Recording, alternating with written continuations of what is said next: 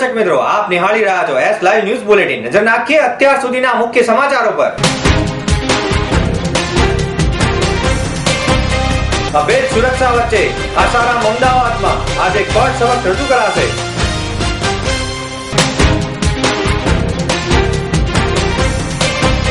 રૂપાલ ગામે પલ્લી મહોત્સવમાં શ્રદ્ધાળુઓ દ્વારા 5.5 લાખ કિલો ઘીનો અભિષેક। અમેરિકામાં ગુજરાતી પરિવાર દ્વારા નવરાત્રી અનુષ્ઠાન।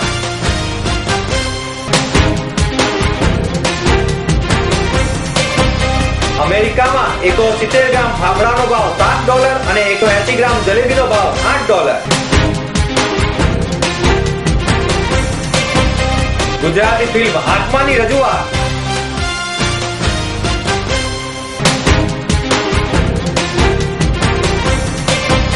અમદાવાદના માણેક ચોકની પોળમાં આઠમના અનોખા ગરબા। સુરતમાં રહેતી બે બહેનોએ આસારામ અને તેના પુત્ર નારાયણ સાંઈ દ્વારા બળાત્કાર ગુજાર્યાની ફરિયાદ સુરતના જહાંગીરપુરા પોલીસ મથકમાં નોંધાઈ હતી, જેને અનુસંધાને ગઈકાલે ગુજરાત પોલીસની ટીમ આસારામને જોધપુરથી અમદાવાદ લાવી છે। ત્યારબાદ એસજી હાઈવે પર આવેલા ATS ની કચેરી ખાતે લઈ ગયા હતા। જોધપુર વાયા મુંબઈ અમદાવાદમાં આવેલી ફ્લાઇટમાં આસારામને પોલીસ બંદોબસ્ત વચ્ચે લાવવામાં આવ્યા હતા। એરપોર્ટ ઉપર તેમના સમર્થકો ઉમટી પડે તે સ્થિતિને પહોંચી વળવા માટે 200 થી વધુ SRP જવાનો ખડકી દેવામાં આવ્યા હતા। ગુજરાતના ઇતિહાસમાં કોઈ પણ આરોપીને આપવામાં ન આવતી હોય તેવી VVIP સુરક્ષા ગુજરાત પોલીસે આસારામને આપી હતી। જ્યારે એરપોર્ટ પરથી ATS ઓફિસ ખાતે આસારામને પોલીસ વાનમાં બેસાડવામાં આવ્યા ત્યારે મીડિયાથી બચવા માટે પેપર વડે પોતાનું મોં સંતાડવાની ફરજ પડી હતી। આસારામની મોડી સાંજે સત્તાવાર રીતે ધરપકડ બતાવી હતી અને તેમને આજે ગાંધીનગર જિલ્લા કોર્ટમાં હાજર કરવામાં આવશે। બીજી તરફ આસારામને જોધપુરથી અમદાવાદ લાવતા તરહની ચર્ચાઓએ વેગ પકડ્યું છે। એક બાજુ ગુજરાત સરકાર દ્વારા ગોઠવણ થઈ હોવાનું મનાઈ રહ્યું છે, જ્યારે બીજી બાજુ આસારામના ચેલા એવા ભાજપના વરિષ્ઠ નેતા લાલકૃષ્ણ અડવાણી આજે એકાએક બગીચાના લોકાર્પણનું કારણ બતાવી અમદાવાદ આવ્યા છે। અડવાણી પાસે કરોડો રૂપિયાથી તૈયાર કરેલ બ્રિજના ઉદ્ઘાટન માટે સમય નહોતો, જ્યારે આજે આસારામને લાવવામાં આવ્યા ત્યારે બગીચાના લોકાર્પણ માટે તેમણે સમય આપ્યો છે। તે વાત જ અડવાણીના ઈરાદાઓ દેખાઈ આવે છે। નવલી નવરાત્રીની નોમ આવતાની સાથે જ રૂપાલની પલ્લી નજર સમક્ષ આવી જાય છે, જેને જોવાનો અનેરો આનંદ અને શ્રદ્ધા આપણામાં ઝળહળી રહી છે। વરદાયની માતાની આ વર્ષની પલ્લીમાં લાખો શ્રદ્ધાળુઓ ઉમટી પડ્યા હતા અને હજારો મણ ચોખ્ખા ઘીનો પલ્લી પર અભિષેક કરાયો હતો। માતાજીની પલ્લી નો મહોત્સવ આ વખતે કોઈ પણ પ્રકારના વિલંબ વગર સમયસર માતાજીને મંદિરે પહોંચી ગયો હતો। પલ્લી ઉત્સવમાં લાખો શ્રદ્ધાળુઓ પહેલેથી જ રાહ જોઈ રહ્યા હતા। ગાંધીનગર જિલ્લાના રૂપાલ ગામમાં નવરાત્રીની નોમને રાત્રે પલ્લી મહોત્સવની ઉજવણી તમામ તૈયારીઓથી કરવામાં આવેલી હતી। પલ્લીને લઈને દર વર્ષની જેમ આ વર્ષે પણ શ્રદ્ધાળુઓમાં પહેલેથી જ ઉત્સાહનું અનેરું વાતાવરણ જોવા મળતું હતું। પલ્લીના દિવસે માત્ર ગુજરાતમાંથી જ નહીં પણ પરપ્રાંત અને પરદેશમાંથી પણ શ્રદ્ધાળુઓ ઉમટી પડ્યા હતા। રૂપાલ તરફના માર્ગો ભક્તિથી ઉભરાયા હતા। ગાંધીનગર પાસે આવેલા રૂપાલમાં વરદાયની માતાની પલ્લીની વર્ષોની પરંપરા આસો સુદ નોમની રાત્રે જળવાઈ રહી હતી। માતાજીની પલ્લી ઉપર 5.5 લાખ કિલો ઘીનો અભિષેક થયો હતો, જેથી રૂપાલની શેરીઓમાં જાણે શુદ્ધ ઘીની નદી વહેવા લાગી હતી। પોલીસે જડબે સલાક બંદોબસ્ત વચ્ચે 11 લાખથી વધુ માનવ મહેરામણ ઉમટી પડ્યો હતો અને શ્રદ્ધાળુઓએ 5.5 લાખ કિલો ઘી 5.5 લાખ શુદ્ધ ઘીનો અભિષેક કર્યો હતો, જેની કિંમત અંદાજે 16 કરોડ રૂપિયા જેટલી થાય છે। નવરાત્રી દરમિયાન માતાજીની આરાધના કરવાનો અનોખો મહિમા હોય છે। 9 દિવસ સુધી માઈ ભક્તો માતાજીની પૂજા અર્ચના કરી માતાજીને રીઝવે છે। સમગ્ર ભારત અને ખાસ કરીને ગુજરાતમાં તો નવરાત્રીમાં માતાજીની આરાધના કરવાનો મહિમા ખૂબ જ અનેરો હોય છે, પરંતુ વિદેશમાં વસતા ગુજરાતીઓ નવરાત્રી દરમિયાન માતાજીના અનુષ્ઠાન તેમજ હોમ અને ઉપાસના કરે તે કઈ નવાઈની વાત લાગે।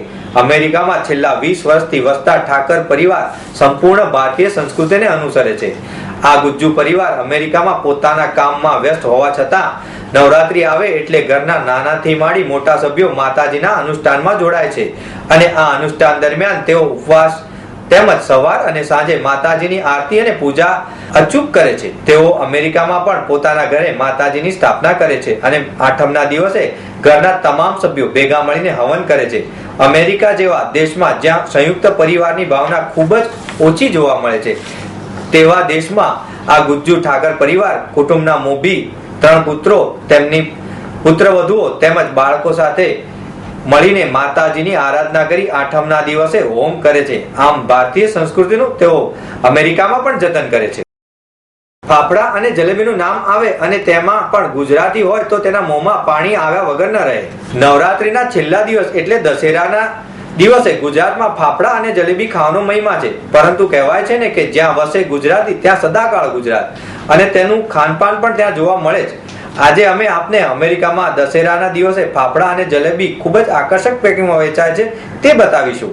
અમેરિકામાં આપને આ દેખાતા આકર્ષક પેકિંગમાં 168 ગ્રામના પેકમાં ફાફડા વેચાય છે, જેની કિંમત $60 એટલે કે ભારતીય ચલણ મુજબ ₹350, જ્યારે જલેબી 180 ગ્રામનું પેકિંગ હોય છે, જે $8 વેચાય છે, જે ભારતીય ચલણ મુજબ ₹400 180 ગ્રામ જલેબી મળે છે. આટલા મોંઘા ફાફડા અને જલેબી હોવા છતાં અમેરિકામાં વસતા ગુજરાતીઓ દશેરાના દિવસે અચૂક ફાફડા અને જલેબીની લિજ્જત માણે છે અને તહેવારનો આનંદ ઉઠાવે છે. આત્મા એટલે ભૂત પ્રેત નહીં, આત્મા એટલે હૃદયના ઊંડાણમાં સંગ્રહી રાખાયેલી મનની વાતને સચોટ રીતે રજૂ કરવાનું કામ તન્વી ગ્રેવિસ ફિલ્મ પ્રોડક્શન ગાંધીનગરના ઉત્સાહી નિર્માતા જગદીશ સોનીએ કર્યું છે. જિંદગીનું એકમાત્ર સપનું હતું કે એક સારી ફિલ્મ બનાવી, પરંતુ તન્વી ગ્રેવિસ ફિલ્મ પ્રોડક્શન ગાંધીનગર નિર્માતા દિગ્દર્શક જગદીશ સોનીએ આત્મા પર અલગ પ્રકારનું સંશોધન કરી એક અનોખી ગુજરાતી ફિલ્મ તૈયાર કરી છે. તેઓએ કહે છે કે આત્માને મોક્ષ મળે ત્યારે તેની સદગતિ થાય છે, ત્યારે જ તેનો જીવ પરમાત્માના કોઠે ભરાય છે. આ ફિલ્મ કન્સેપ્ટ જગદીશ સોનીનો છે. પાર્શ્વ સંગીત જાણીતા સંગીતકાર સમીર માનાએ પોતાની આગવી સૂઝબૂછથી રજૂ કર્યું છે. આ ફિલ્મમાં અભિનયના ઓજસ પાથરી રહ્યા છે જાણીતા કલાકારો ધર્મી ગોહિલ, નિશાંત પંડ્યા, નિમિષા તડવી, મહેન્દ્ર પંચાલ તેમજ તેજસ શાહ, હસમુખ ભાવસાર, દીપિકા રાવલ, પ્રલય રાવલ અને મહત્વની ભૂમિકા અને એક ગીત ગાઈને ભજનના લેખક જગદીશ સોની છે. આ ચલચિત્ર દીપોત્સવના તહેવારમાં સારાએ ગુજરાતમાં ધૂમ મચાવશે. અમદાવાદના માણેક ચોકમાં આવેલ પડી પોળમાં ભારતીય સંસ્કૃતિ મુજબ માંડવી ગરબા માથે મૂકીને આસો માસની નવરાત્રીની આઠમના દિવસે ઘૂમવામાં આવે છે. છેલ્લા ઘણા વર્ષોથી આ પોળમાં પુરુષ મહિલાઓ સાથે મળી માતાજીની માંડવીને માથે મૂકી શ્રદ્ધા આસ્થાપૂર્વક ગરબે ઘૂમતા જોવા મળે છે. પડીની પોળમાં રહેતા સ્થાનિક લોકોના જણાવ્યા અનુસાર અહીં પાર્ટી પ્લોટ કે વેસ્ટર્ન કલ્ચરલ મ્યુઝિક સિવાય દેશી ઢોલના તાલ સાથે ગરબીને માથે મૂકી સ્ત્રી અને પુરુષો ગરબे घूमे छे.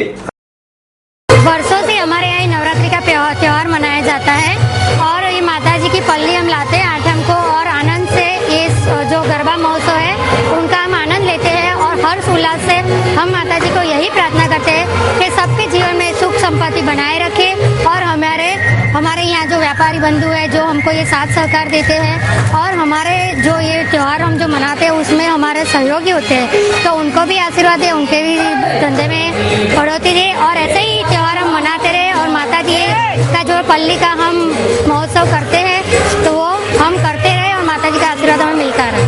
यहाँ पे जो पौराणिक तरह से जो गरबा हो रहा है, माता जी की जो मानता है उस हिसाब से यहाँ पे गरबा होता है, बहुत पौराणिक से होता है. डिस्को डांडिया और जो पार्टी प्लॉट में होता है उस तरह से यहाँ पे गरबा नहीं होता है. और यहाँ पे साक्षात माता जी का अवतार होता है जो यहाँ पे प्रकट होता है. और यहाँ पे हर एक दिन एक जैसा नहीं होता है, यहाँ पे अलग अलग तरीके के गरबे होते हैं, पर माता जी को मानते हुए ये गरबा करते हैं. और यहाँ पे जितने भी लोग आते हैं बहुत अच्छी तरह से एंजॉय करते हैं. उन लोगों को यहाँ का एटमॉस्फेयर बहुत पसंद आता है. यहाँ पे जो भी होता है वो धार्मिक एटमॉस्फेयर होता है और यहाँ के लोग और आज भी संस्कृति की तरह सब लोग ये गरबे को एंजॉय कर रहे हैं. વર્ષોથી અહીં માતાજીની માનતા માનવામાં આવે છે અને માનતા પૂરી થતા અહીંના લોકો માતાજીની માંડવી માથે મૂકી ભારતીય સંસ્કૃતિ અને પરંપરા મુજબ જ્ઞાતિ જાતિના ભેદભાવ વગર ગરબે ઘૂમી માતાજીની આરાધના કરે છે. તો મિત્રો આ હતા અત્યાર સુધીના મુખ્ય સમાચારની ખાસ ગતિવિધિ માટે આપ નિહાળતા રહો એસ લાઈવ ન્યૂઝ બુલેટિન. નમસ્કાર.